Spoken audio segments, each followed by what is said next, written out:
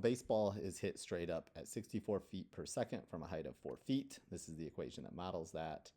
H of t, or the height, equals negative 16t squared plus 64t plus 4.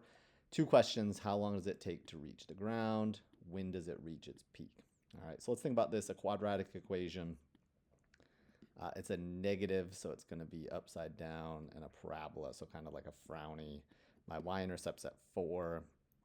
So this is going to be kind of the sketch of this graph right here, more or less. I'm focused in on when does it reach the ground right here, and when does it reach its peak. So that's right there. All right, let's actually start with part B here. When does it reach its peak? So I need to find the axis of symmetry here.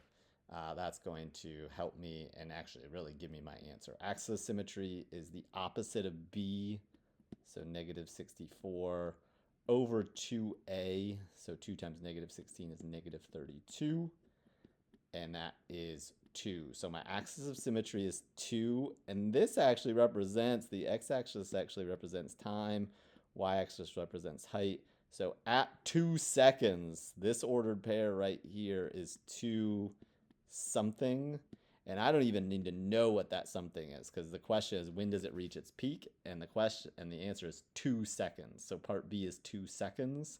If it asks me how high it was at its peak, then I would have to plug 2 into this equation right here to figure out its peak. So let's undo some stuff here so I have more room, but I do have answer to part B here is 2.